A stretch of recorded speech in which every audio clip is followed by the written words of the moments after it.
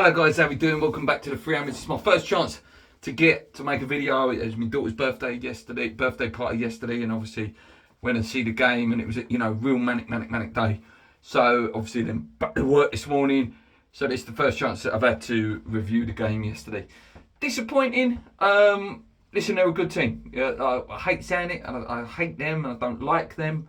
But they were the better team on the day.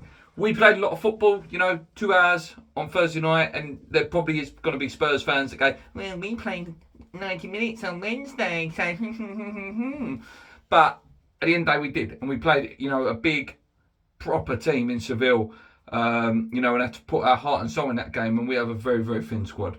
Very, very thin squad. Points of the game, we did play well. Obviously, first goal came from Zuma own goal. Very unlucky, really. Just sort of hit his back foot. Bit unlucky with that one. Obviously, the defending was really poor. Masawaka was awful yesterday. There was the change of formation, obviously, to 5 at the back. I don't know why he did that. I think he just should have just gone 4-2-3-1 and just try to do what he could. It just wasn't great. So their second goal came. Son, that was a good goal. That was a fantastic goal. Very well taken. Again, poor defending, but the finish, you can't take anything away from Son's finish. Then we did, just before half time, corner was whipped in, fell to Ben Rama at the back post, managed to, contort his body into a position to put it into the goal. Really good finish, decent goal. And at that point, I thought, next goal in this game was really, really crucial. If we would have gone on, got the second, and made it 2-2, I think we would have had a chance. I think that would have just given us the belief and the legs to potentially get through to the end of the game. But it wasn't to be. Obviously, they did score the late goal through Son again, which again just a mix-up between Zuma and Dawson at the back, which created a bit of a mayhem. And he was there to put it in. Obviously, we were trying to go for the game. We had a couple of really good chances. Antonio blasted one over, but they were the better team. They were. There's no denying it. They were fantastic in midfield. I thought Bentancur was brilliant for them. Son had one of his better games.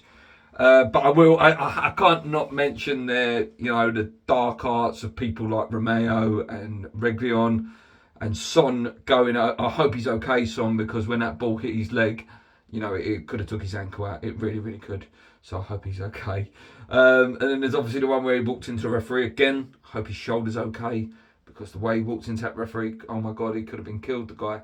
So, it's all stuff like that I can't stand. Like, it's just there's no need for it. You're a world-class player. I hate it, and it's not just because he's a Tottenham player. I hate when people like Neymar do it. I hate when Salah does it. Like Jack Grealish, people like that. You're a world-class player. You don't need to do that stuff. You're good enough to win games by your own talent. As he showed, doing the right thing. He scored the goals yesterday for them. I think that's top 4 over for us.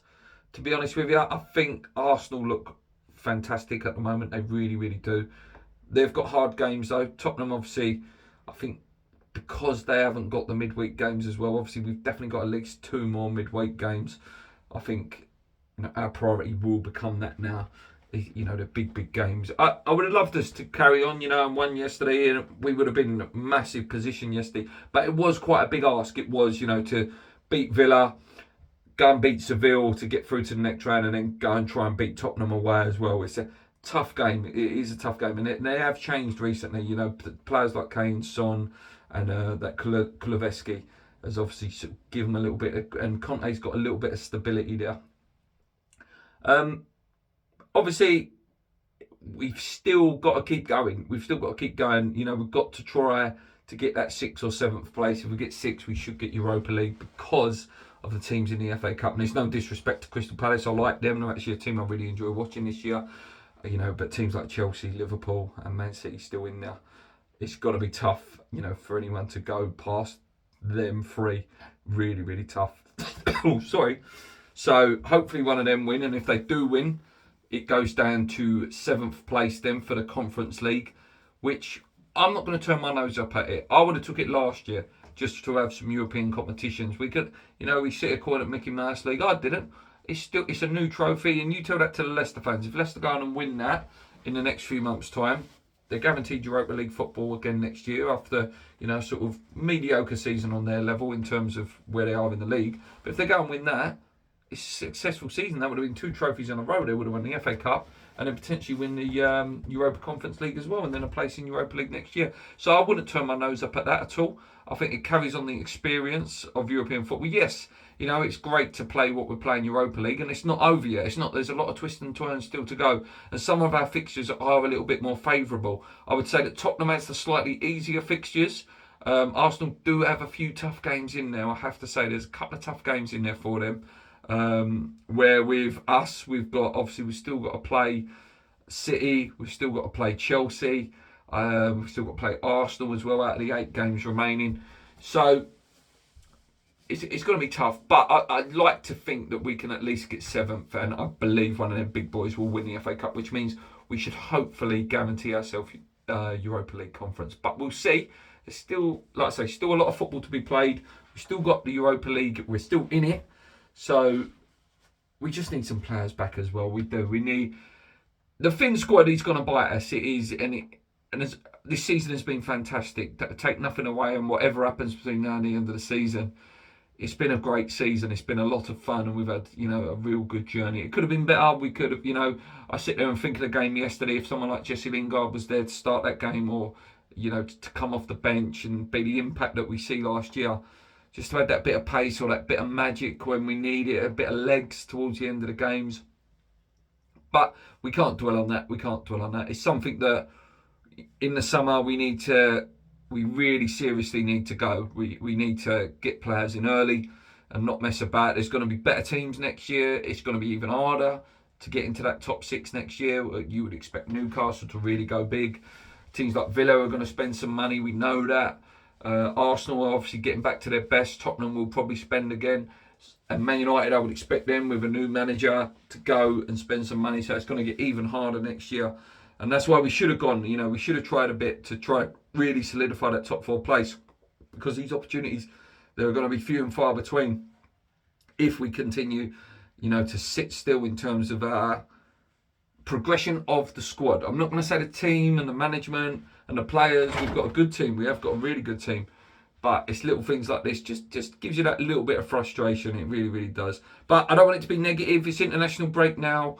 Hopefully we can, get Bowen back. There's rumours that it might have been a broken bone, but then apparently, he was okay, and didn't have a boot on yesterday. He was at the game. He was walking freely without a crutch, which is always a good sign. There's rumours about Areola, being more likely to sign now, which I think is a no-brainer. I think he's a fantastic goalie, and I think you do have to start that transition. We don't want it to become a problem area, like the left-back, really. You look at Cresswell, if we would have signed a left-back this year, we could have started that transition of Cresswell. Cresswell's still brilliant, still got fantastic delivery, but when he is injured, it just shows we've got no depth there at all. And that's what, going forward as a football club, they're the sort of problems we need to solve. Anyway, I've gone right off on a tangent.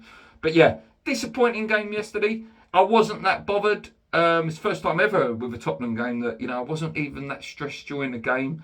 I sort of expected a loss rather than having them bit of nerves and that bit of anxiety in terms of this is going to be a big game, it's a huge game. And it was a big game in terms of points and the league position. Let me not get that wrong, but the Europa League, I want to win it. I do, and it's going to be tough. That Barcelona and Lyon are going to be tough games, but that's what I want now. That's what I want. That's what my heart's set on.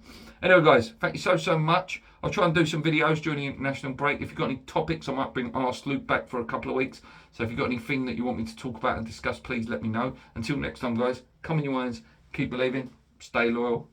Let's go.